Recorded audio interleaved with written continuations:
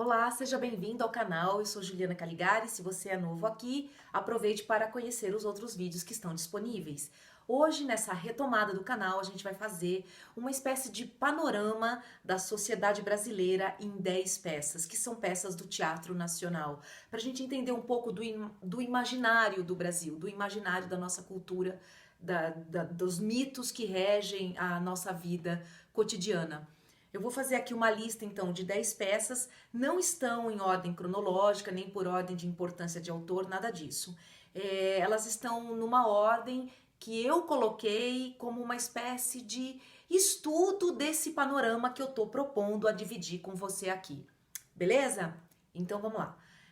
A primeira peça desse panorama que eu gostaria de comentar aqui é o espetáculo, o texto teatral Mata Teu Pai, da escritora Grace Passou. Ela faz uma releitura do mito de Medeia e nesse mito contemporâneo, nessa releitura contemporânea, ela coloca o espectador frente a frente, em xeque, com as relações do patriarcado, com as questões de preconceito racial, de classe e de gênero e com as questões da xenofobia.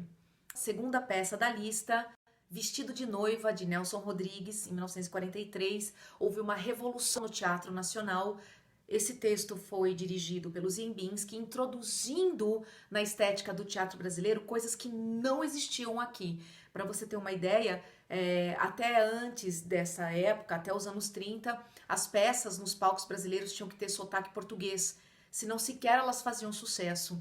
O Ziembinski, esse polonês que veio para o Brasil fugindo do nazismo na Europa, ele introduz a modernidade no teatro brasileiro, essa modernidade que já estava vindo aí desde a literatura, desde a poesia, desde a Semana de Arte Moderna.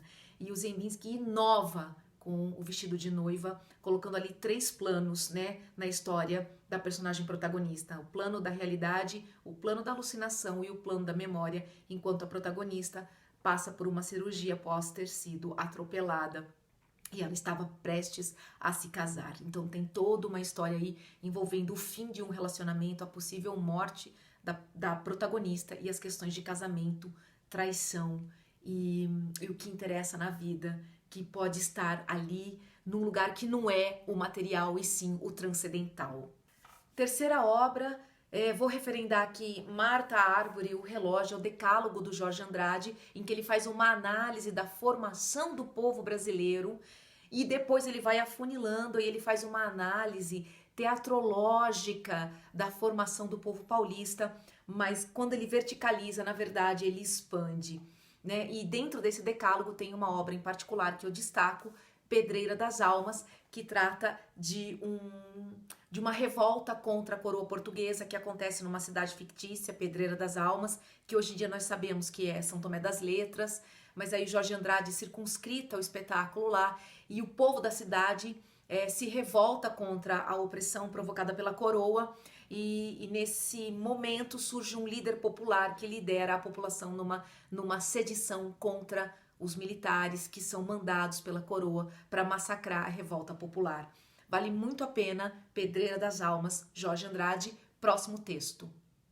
A Capital Federal, Arthur Azevedo. A Capital Federal, um texto gigante do Arthur Azevedo, tudo que ele fazia era muito grandioso, era o teatro de revista, era no final do século XIX, a Capital Federal era o Rio de Janeiro, e estava acontecendo já uma série de coisas ali que estavam fazendo a população exigir a república e o fim da monarquia, o fim do império, do imperador Dom Pedro II, e aí ele escreve um espetáculo bastante engraçado e extremamente crítico, cítrico, eu diria ácido, muito atual, muito contemporâneo sobre as revoluções na política que estavam acontecendo na capital federal, Rio de Janeiro, onde acontecia massivamente os espetáculos de teatro desse país, e o que culminaria então com uma revolta que né, uma comoção popular que exigiria aí o fim da monarquia e a introdução, né, o início de uma república federativa no Brasil.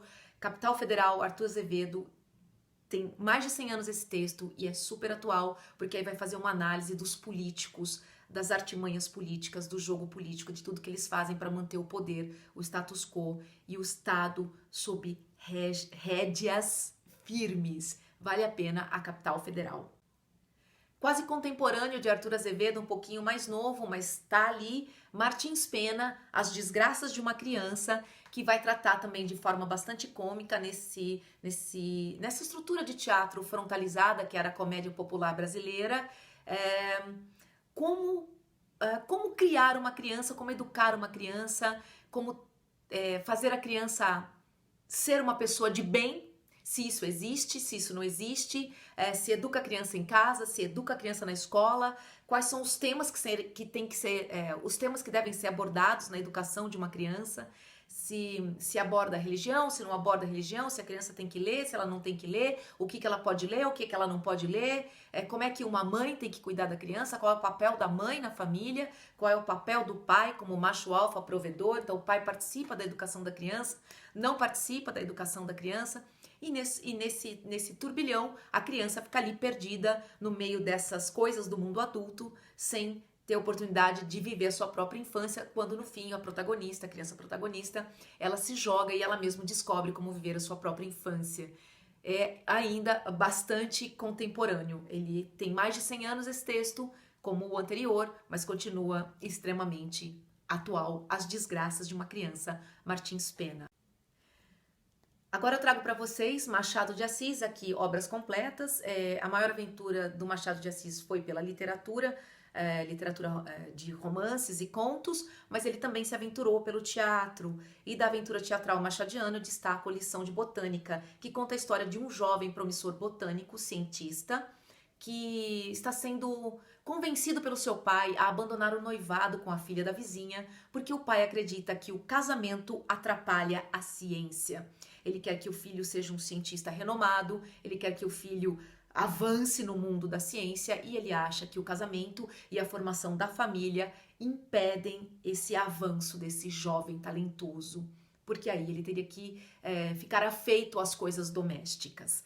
E aí a filha da vizinha, que é uma moça muito inteligente, arma uma estratégia para convencer do contrário o jovem promissor cientista.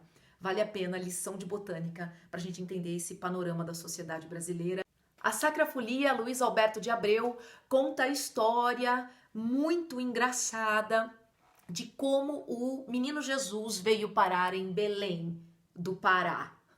E da saga de sua mãe Maria e de seu pai mundano, de seu pai humano, José, atrás do rebento e das artimanhas do mundo espiritual, Deus e o diabo, não na Terra do Sol, uma outra referência, mas sim na terra brasileira, atrás do menino Jesus e dos pactos que essas criaturas fazem com brasileiros bastante típicos, que são conhecidos do nosso folclore, do nosso cancioneiro, o Mateus, a Mateusa e os personagens clássicos das comédias do Luiz Alberto de Abreu.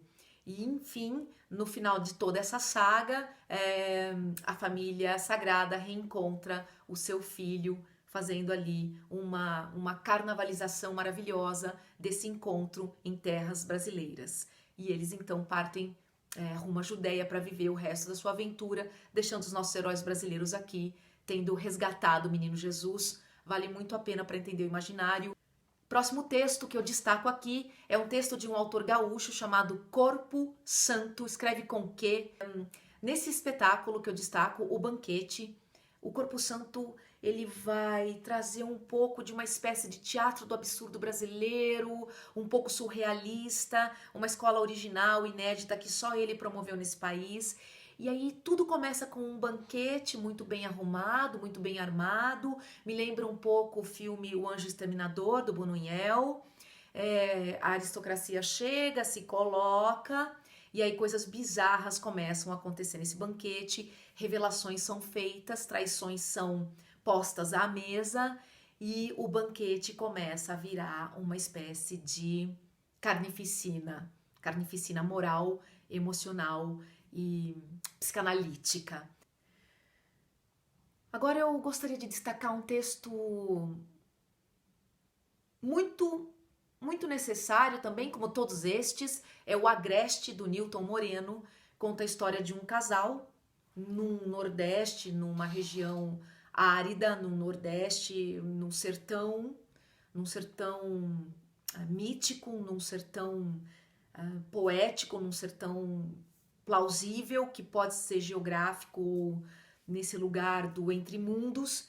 E esse casal vive as agruras de sobreviver à seca, à fome, e a coisa vai entrando num ritmo bastante alucinante quando uma revelação bombástica é feita e uma tragédia acontece na vida do casal.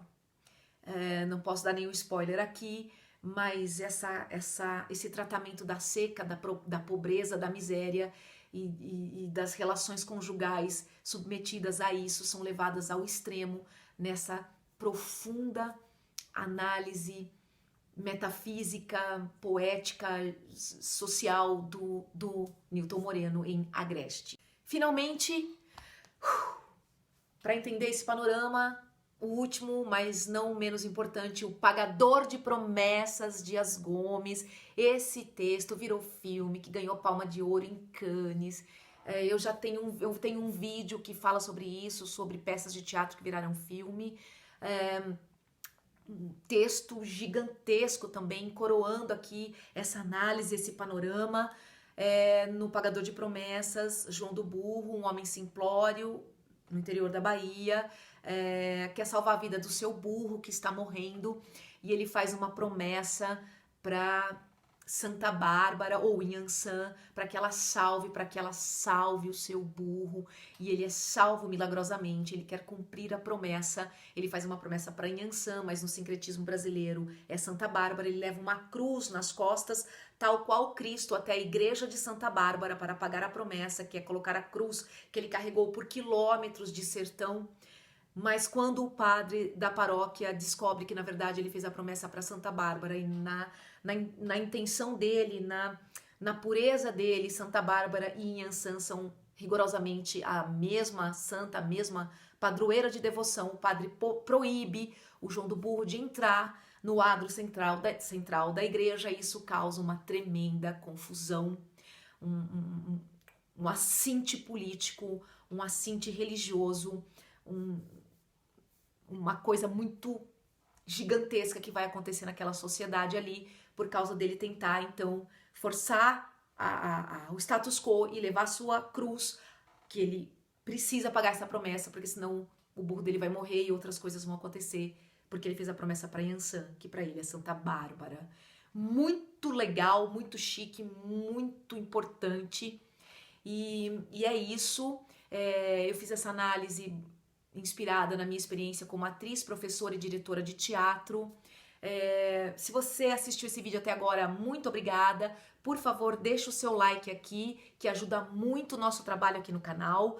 Se inscreve, ativa o sininho para receber as notificações. E eu espero que você possa compartilhar comigo o que você achou dessa história, desse panorama, dessa análise. Escreve aqui nos comentários, porque eu leio todos e respondo todos. Muito obrigado e até a próxima. Tchau!